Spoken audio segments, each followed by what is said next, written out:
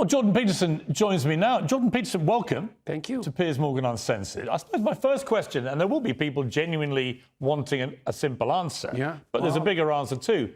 Who is Jordan Peterson?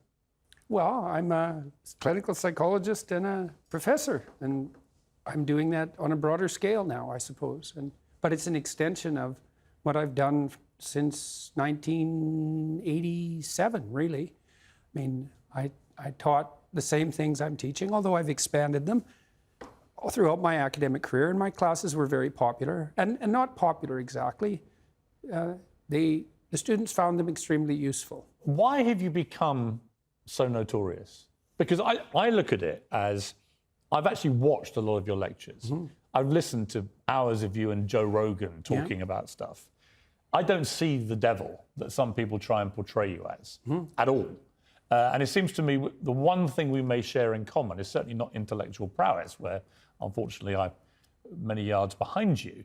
But what we do share, I think, is that a lot of people seem to have drawn an opinion about us based on either what they've seen in a tiny clip, taken out of context a lot of the time, or what they've been told to think about you by other people.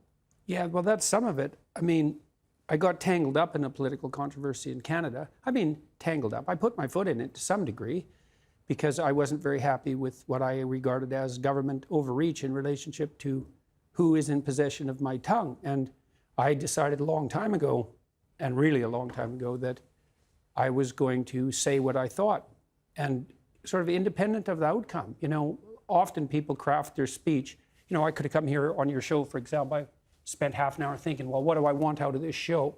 But I don't think like that. I wanted to come here and have a conversation with you. You don't actually make notes, I'm told, before your big lectures. I make notes, but I generally don't use them. So I have to prepare, you know. And are they different when you go on tour? Is every night different? Yes.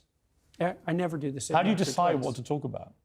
Well, at the moment, sometimes I'm taking questions from the audience, and so I just do a Q&A, but I don't look at the questions before I go on stage. And I ask my wife, who asked me the questions, not to show them to me. And then if I prepare a lecture, I usually have a question in mind, often that relates to one of the topics in my books, but sometimes something I'm thinking about. And then I use the lecture as an opportunity to explore that question and answer it while I'm watching the audience to see if my words are landing. And so it's an opportunity to think on my feet. And I think part of the reason the lectures are well attended is because it's a high wire act in some sense, because I never know when I go on stage whether I'm going to bring the lecture to something like a punchline, to something like a conclusion. And I have no idea, because I'll have a variety of ideas up in the air. Dude, that's extraordinary. You have no idea where it may lead to. No. It's an exploration. Is that not scary? I mean, yes. But, you know, there's an idea that the truth will set you free, right? And that's a very strange idea.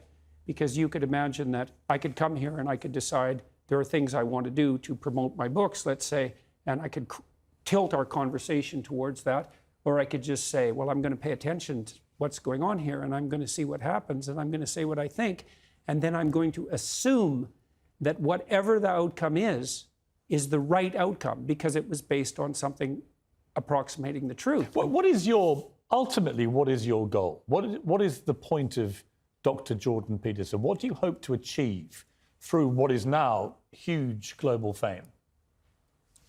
I hope to encourage people. Other than that, I want to see what happens.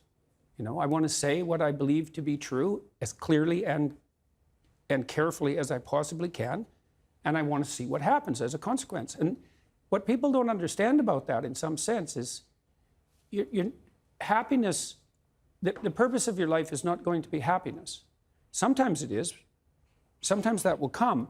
But there will be difficult periods in your life, and happiness won't suffice then.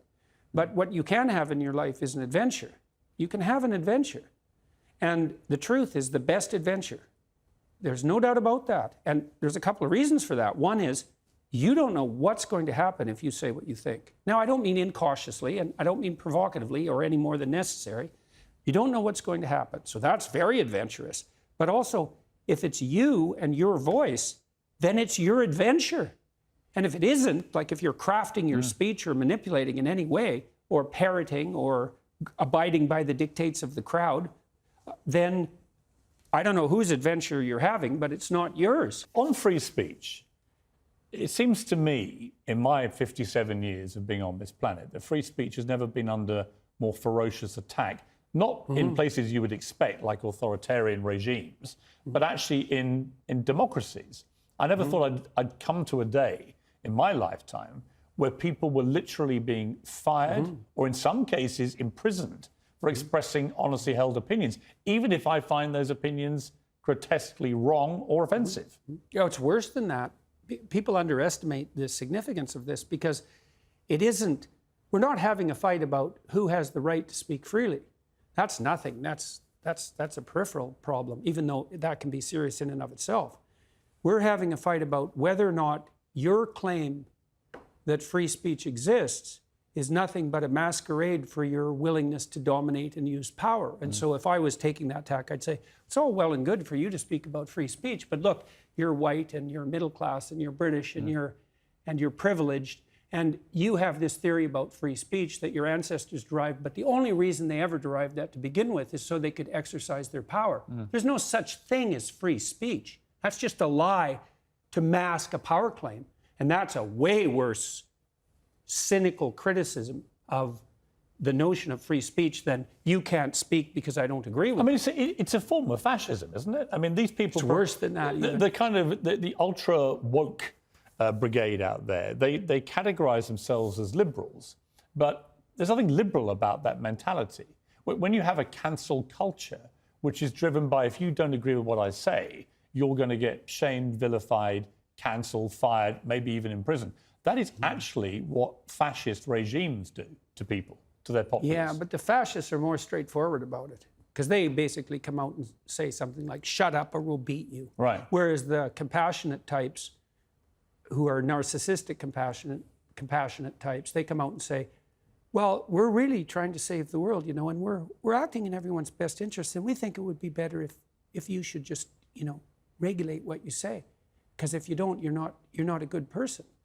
And so it's much more, I'd take the fascist bully over the compassionate narcissist anytime. They're way more straightforward. I mean, we live again in an era where the hashtag be kind almost invariably is used by people who are the least kind people I think I've ever encountered. In other words, people that love to be utterly vicious. Yeah, well, kindness... And yet they hide behind this fake persona of hashtag be kind. Yeah. Well, kindness is tricky, you know, because one of the things you deal with very commonly if you're a clinical psychologist, apart from depression and anxiety, is, well, behavior therapists offer assertiveness training. And now, the people who need assertiveness training are often people who are too agreeable, compassionate, polite by temperament.